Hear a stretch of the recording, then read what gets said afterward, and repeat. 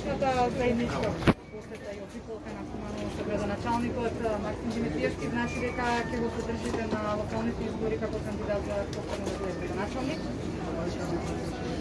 За тоа е прашањето? Тоа е едното, да.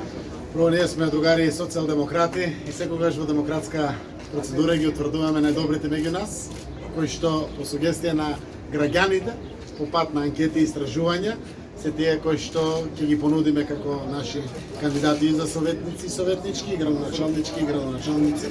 Секако дека Максим е еден од фаворитите, но да имаме и други кандидати. Има кандидатки. Овде. Така да, она што е многу значајно, да потврдиме дека денеска сме тука за младите.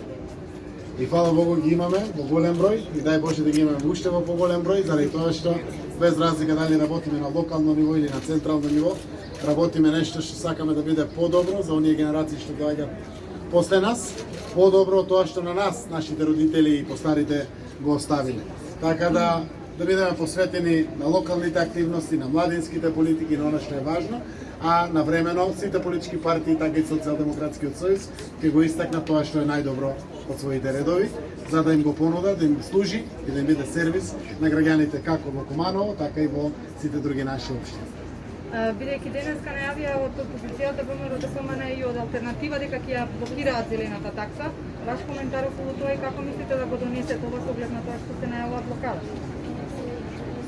ВМРО ДПМН ќе блокира. Што така? Јас верувам дека согласно деловникот на собранието, законите треба да се гласат за или против и верувам дека ќе се изнајдат начини за да продолжиме во политиките важни за граѓаните, посебно оние кои што во конкретниот случај се споменуваат, кои што здравје значат за граѓаните. Ако сакаме повеќе здравје, ако сакаме почист воздух, повеќе зелени површини, ние мора да ги следиме европските политики.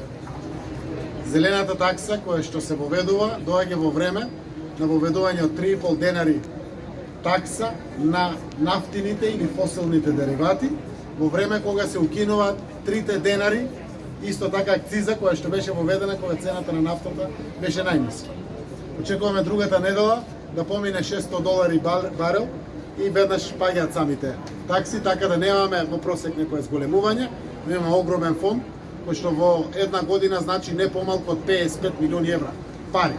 Тоа се пари во зелени површини, пари во обновливи извори на енергија, пари во енергетска ефикасност и така натаму, кои што значат многу за државата.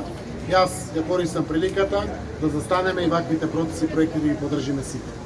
Секој може нешто да блокира, нешто за закочи или слично, но убавата и перспективна иднина на сите наши граѓани треба сите да ја поддржиме. Нема други прашања, ви благодарам многу на сите. Фала ви.